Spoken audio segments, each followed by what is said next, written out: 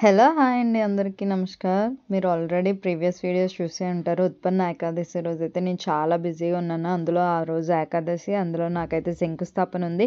ఆ రోజు మళ్ళీ చిన్న విశేషం అయితే ఉంది. అది లాస్ట్‌లో రివీల్ చేస్తాను. అయితే ఆ రోజు యాక్చువల్‌గా నేను 3:00 లేచి పూజ అయితే ప్రిపేర్ చేసుకున్నాను. అలాగే తులసి కోట దగ్గర కూడా పూజ అయితే చేసుకొని, వెంటనే రాగి చెట్టు దగ్గరికి వెళ్ళి పూజ అయితే చేసేసుకున్నాను.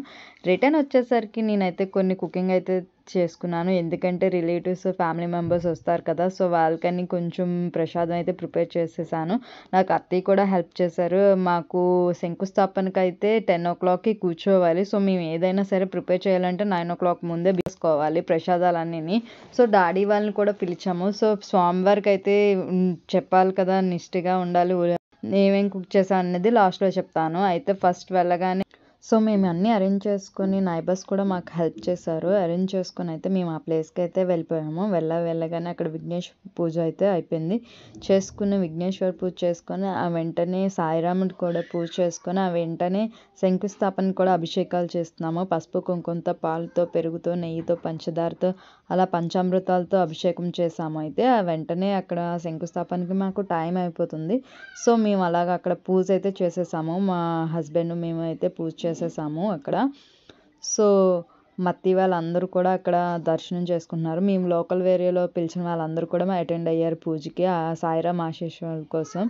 సో, మా శంకుస్థాపన అయితే ఇలా అయింది. సో, మేమైతే చాలా ఇయర్స్ తర్వాత ఇది శంకుస్థాపన బిల్డ్ చేస్తున్నాం. ఎందుకంటే మా మామయ్య గారి డ్రీమ్ అనమాట ఇది.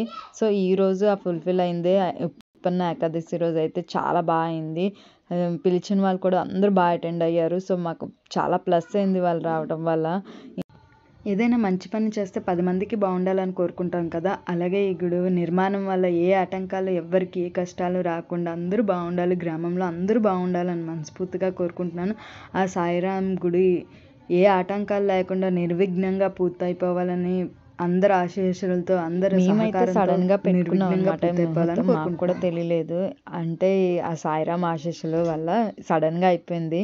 సో, సాయిరాం గుడి బేగా అయిపోవాలని మనస్ఫూర్తిగా కోరుకుంటున్నాను. మళ్ళీ ఆ వీడియో పోస్ట్ చేయాలని మనస్ఫూర్తిగా కోరుకుంటున్నాను.